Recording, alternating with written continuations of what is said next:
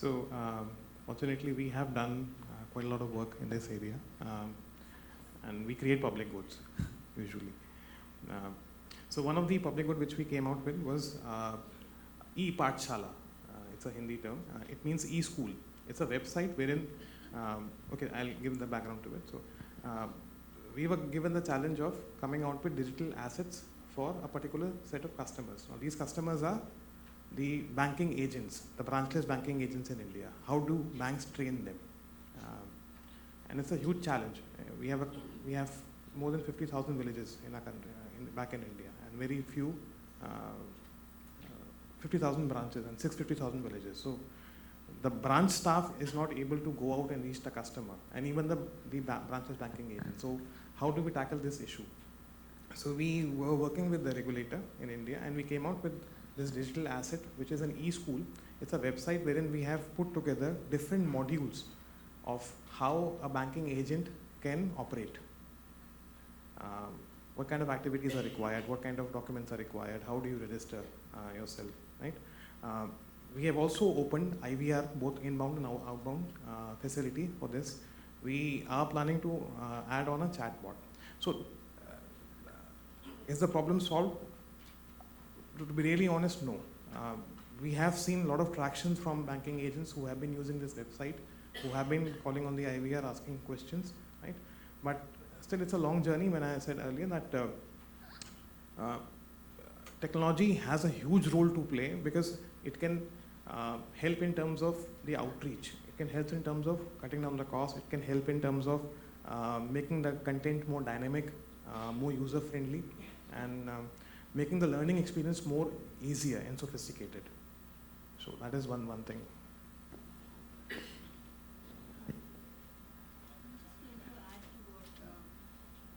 Akshat said, there is one online training program that's been offered by Good Return that's available for the region as well, for the Southeast Asia and Pacific region for clients to take. But having said that, I just want to talk about about the effectiveness of these online courses. So according to the research that we've done at CFI, it's been and the research that we've seen, most of these courses they don't tend to have, while even if they are free, they don't tend to have many takers. So it's like you'd have 100 seats and maybe 30 of them would be filled in, or 50 would be filled in. So it's not really working as much as other approaches that can lead to improved financial capabilities amongst clients. So there seems to be a lot of discussion and a lot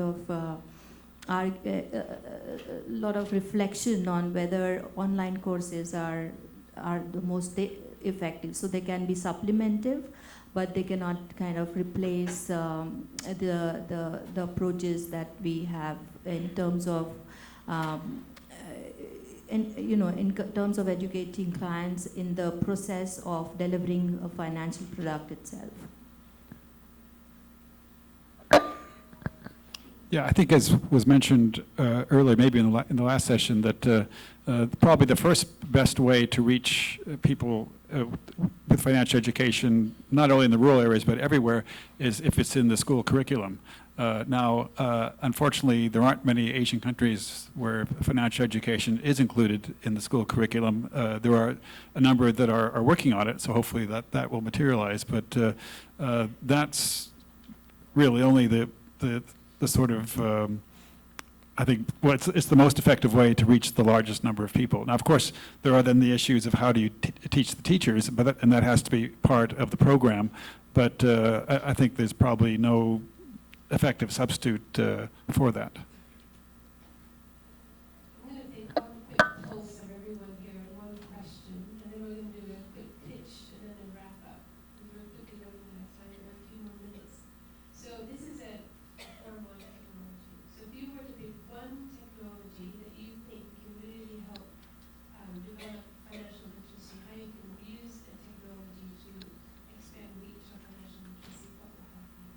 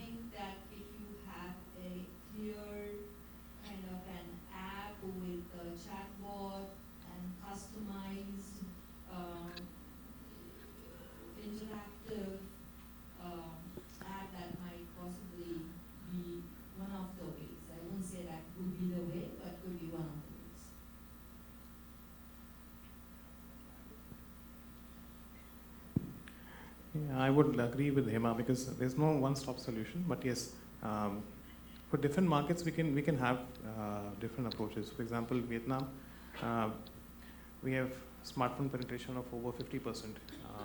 55% people are using internet on a daily basis. They don't use it for financial services.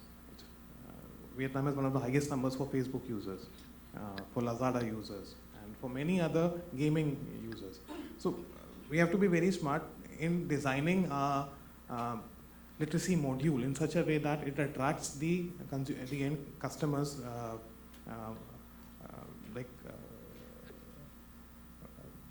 it attracts and it caters to the mental model of the end customer in the same way that they have been comfortable in using other applications, for example, for messaging and all. And if I have to use it, so I would be coming out with an app which would have a human touch in terms of that if a person has to reach out to the service provider or an intermediary, it is readily available 24/7, because that is one of the biggest concerns of people, that even if a customer can navigate through an application, they don't find the FAQs or the help section very effective. I think I agree with my fellow panelists as well, but I do think if I were to design an app, I would introduce gamification into the app itself, because I think it's become really popular amongst the younger generation, and that's one way that you can really engage them. And the second thing is because a lot of financial literacy knowledge, as Akshay mentioned, you don't want to go through long FAQs for you to really get the answers. So, but I believe instead of using a chatbot, it'd be really nice if it was almost like a concierge real-time service provider, right? Where you can actually ask your question and someone responds to you in real time, without the chatbot of misinterpreting the question itself that the consumer is asking. So I think that would be ideal. Yeah. Yeah, I think the technology is just the delivery mechanism. That the real question is, what is the ideal financial education course? What's the best way to deliver the necessary concepts? What really works in terms of the educational process? And I think that gets back to a lot of the points that you two have been mentioning. So if you get that right, then the question of technology is probably secondary. Thank you. So our 1 minute pitch has turned down to 20 seconds. So 20-second pitch. You want to start? Actually, you want to start 20 seconds. What do you want to leave our audience with? See, we have gathered here for one cause, which is much more larger, that we need to improve the financial health of the underserved population, right? So we have done a lot in terms of creating access. We have not done enough in terms of increasing the usage. And the usage can only be increased when we make the end customer capable enough, literate enough to understand the benefits, the intricacies, and the pitfalls of the service which we are offering to them. And then only we can look at the usage numbers getting much higher than what we have as of now. I think my pitch would be that financial capability can be achieved through the 7 behavior, the ones that I mentioned about using all of that, rules of thumbs, heuristics, and others. So apply those in the way that you deliver your financial product. And you definitely will see some changes in terms of improvement in financial capability. And if you need more information, please look at the CFI website, and there's already some toolkits available for you to see, and some best practices in terms of how it's been done in different countries and regions. I think my takeaways would be the first one, financial literacy shouldn't be designed for one-off and has to be sustainable.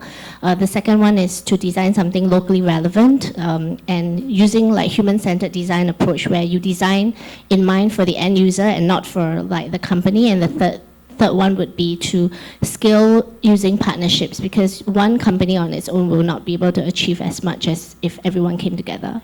20 seconds, Stephen.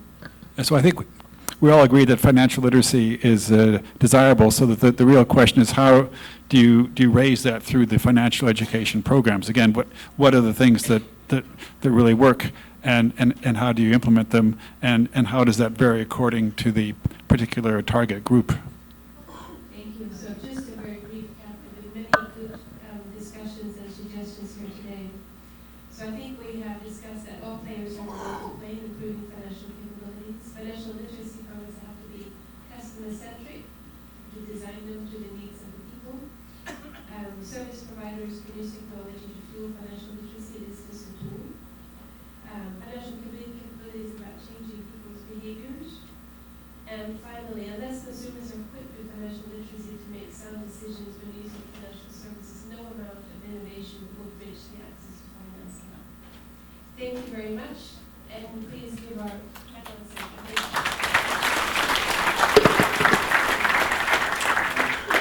Thank you very much, Lotte, for moderating this panel. I hope you are doing fine. It's halfway through. It's the only long session we have, but it has another 2 parts, so may I request our colleagues to take a seat in the crowd. So, this was about financial literacy. Now we want to highlight some innovation that the ADB has supported, and we're not giving you the usual long 20-minute PowerPoint for that. We actually have asked 3 partners of the Asian Development Bank to do a so-called Pecha Kucha. Can I see a hand sign who has ever seen a Pecha Kucha presentation? So this is normally a very popular presentation format. I see only like 5 hands up. So many of you know TEDx, but there is also something called Pecha Kucha, which comes originally from Japan. And each of the presenters agreed to prepare their PowerPoint in that format. They have 20 slides for you, and the slides move every 20 seconds. So we know exactly when they're going to finish, after 6 minutes 40, once they start. So we have 3 of these kind of lightning talks or Pecha Kucha presentations on innovations and for breaking barriers to widen financial access. So we call it also the stories from the field. We're going to start actually with Georgia, then we go to PNG, Papua New Guinea, and then we have a third colleague from a private solution provider. I will introduce each of them. They will do their Pecha Kucha in 6 minutes 40, and I really want you to give them a big hand, because it's a kind of stress situation.